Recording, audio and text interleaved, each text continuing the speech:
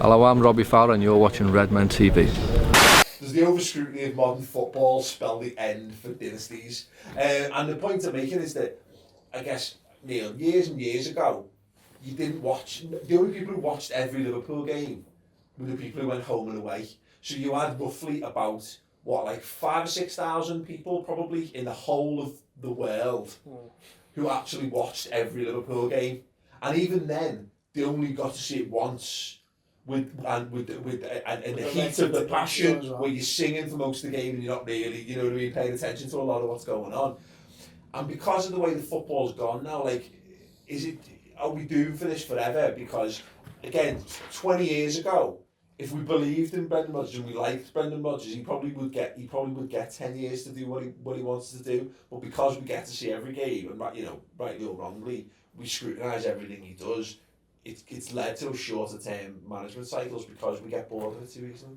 Yeah, I mean, like Bill Shankly would not last now in regards to the fact that if you take his first Liverpool team, the one that got promoted, the one that won the first FA Cup, the one that won the leagues, there's then like literally like a 7 or 8 year gap. You don't realise until you actually look back. There's like literally 7 years before we then win the league again, and there is this like weird little period where nothing happens. Now when you read it in like just a Liverpool book or anything, it's nothing. But there's no way now someone could go 6 or 7 years rebuilding a team. Arsene Wenger.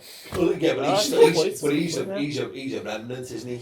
You know what I mean? He's the last. He's an exception, then, isn't he? Yeah, as such. But and I think that there's definitely a lot to be said for like out of sight, out of mind. And like if we ever like lose a game, like I always say to Mrs. Neil, I'm fucking media blackout. Like literally, I'm just ignoring it, and it is. If you don't see it all, if you don't go on Twitter, if you don't read the backs of the papers, you do feel miles better. I came off Twitter all over the summer, right?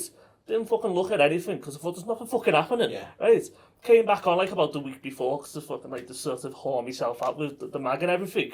And so people kicking off like, what can you possibly be kicking off about? Because fucking nothing has happened. So I'm like walking in like, some like fucking like Hindu guru, like fucking like just like totally like spaced out. You're walking into a saloon in the Old West and there's cowboys throwing each other through windows and you're like, probably go down the road for a pint. Fucking up. You know what? It is a good method. I mean, it's harder when you go on the matches and everything and things, but I think you can certainly make things less painful for yourself by not indulging. Don't listen to Neil on that, viewers. Except for Redmen TV. Yeah, I mean the thing is, like, you know, again, another example, Alex Ferguson was shit when he started at Man United, and if those first 2 or 3 seasons had been in the modern era, you know, with the expectations they have on them, I don't think he'd lasted. Well, I think he nearly got the sack anyway, didn't he? Yeah, exactly. But like, you know, that thing now of giving managers time and pressure, and I just wonder if the culture of it's changed as well, because it does look like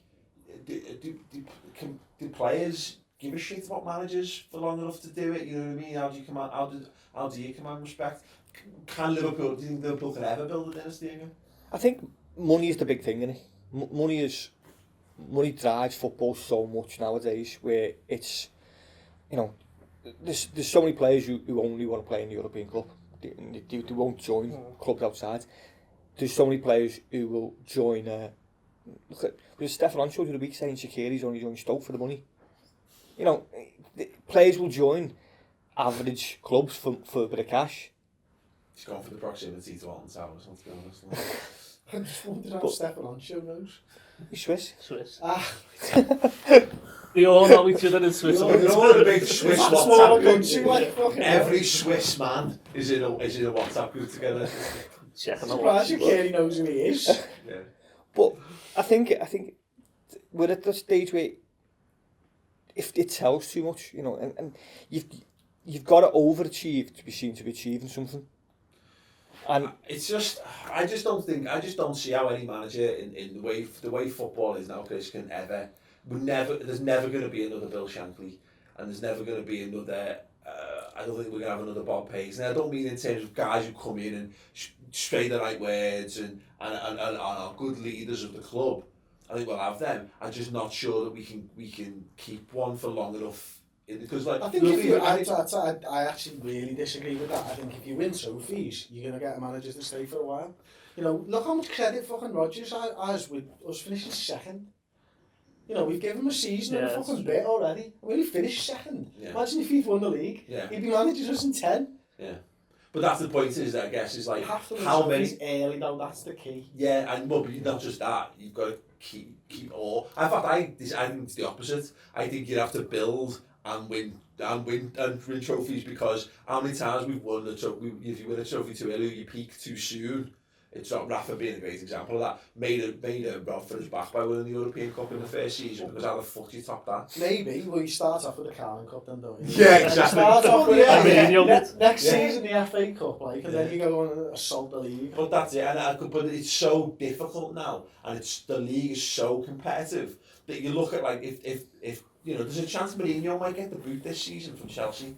He's like the fucking best manager in world football by all accounts, you know, whether you believe that or not, but he's in that bracket, isn't he? You know, of the best manager in the game. He's got unlimited resources available to him. If he's never lasted more than 3 years at a fucking club, you know, Pep Guardiola doesn't like to fucking stay in long contracts and all that kind of stuff. As the culture of footy changing, is it possible to deliver trophies season in, season out? Does that say more about the high pressure thing there is? There's so much demand. People see so much, as you were saying before. People talk about it so much. You know, every game is a reanalysis of everyone. You know, the only way Liverpool are ever going to build a dynasty, and it's because we are so battered as fans, I think, over the last 25 years. The first manager, there's a line in Ferris Bueller's Day Off, and he talks about his mate Cameron, and he says, "I'm worried about him because he's going to meet a girl, and they're gonna have sex, and he's gonna confuse that with love, and he's going to end up marrying and staying with her for the rest of his life." That's what's going to happen to us. The first manager to win as a league title is going to be deified in our eyes, rightly or wrongly, and I don't care at this point. It could be fucking anyone like me. I don't, you know what I mean? Just come in and win as a league. But I think that the only way Liverpool are going to be able to do that, and the only way we're going to fix our fan base is some fucker to come in and win as a Premier League, because I think we're too demanding otherwise. You know what I mean? We're too beholden to the past in some respects. Like. I think of the teams who are expected to win things, regardless of what opposition fans think we are in terms of whether we should be winning things or whatever, or whether we're completely a spent force.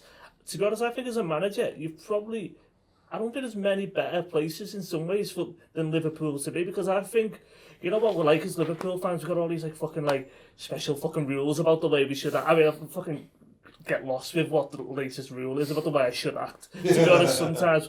And what you need the straps on. Oh, yeah. But one of them is this sort of idea of we're not like everyone else. We give managers a chance. You know, we've always sort of held up managers in ways that other clubs just really, just genuinely don't. And I think Brendan Rodgers, if we're looking at it specifically, unless it was at a club that was sort of outside of the top six, I don't think he would have lasted as long and would have got the support of the fans as long as he has at Liverpool. I actually think, even though it might not seem like it now because everyone's going a bit mental, I sort of think we probably give managers a lot longer because we don't want to look like the twat who's not a real Liverpool fan. No, you're right. I guess, look, Spurs would have sacked them in December like they did with Phillips Bowers, that kind of stuff. Whereas I think, maybe I guess you're right on that, because there is hope. Thanks for that.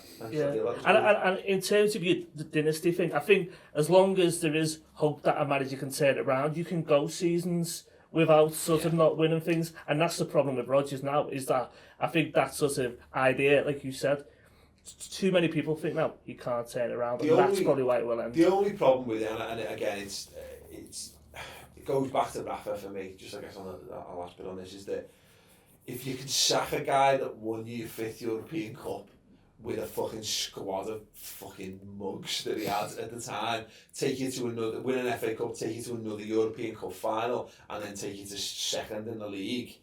If you can sack him after one bad season, and I know it was a different time, it was the ownership was fucked, but it planted the seed of doubt in Liverpool fans' minds, and then you sacking Hodgson, which was the right thing to do, but Liverpool have become that club now that a legend as well. Yeah, and getting rid of a legend, we've become it started to creep in. This like every other clubness, I fear, has pervaded what we are a little bit too much. And you're right, actually. I hadn't really considered that. I guess Rodgers would have got sacked earlier at another club maybe, but I do fear that that weight of expectation from our fans who if we're not the best team in the world immediately, the manager's shit is a very worrying sort of trend. And I'm not saying that means Brendan Rodgers needs to get loads more fucking time, because if it's not right, then he needs to go and we need to get someone else in to change it up. Like, but I said that's my fear. A bit negative that it is. Well, you know what, for the long term dynasty. The other part of it is that it's all about fucking news, mate. It's all about shirt sales and stuff, isn't it, at the end of the day? And deals, so you can put fucking names on things and stuff like that. Like, Liverpool aren't in Europe, then the sponsorships aren't going to be as big. Yeah. You know, and that's what it's all really driven by. It's driven by fans saying get rid of the fucking manager. It's really not like it's driven by fucking money. Well, that leads us on finally to one last question before we wrap up. It was sent in to us by David Whelan at Dav Kanan on Twitter. He says, how do we communicate to FSG and Rodgers our dissatisfaction? Twitter isn't the answer. And this kind of feeds into a lot of this, like, I've been very vocal on this over the last sort of 12 months, this like the hashtag shit. And like, look, you know, if you're feeling disenfranchised and you need to feel something to kind of, you know, so you can feel a sense of unity with people, by all means do it. Go and join a fucking choir.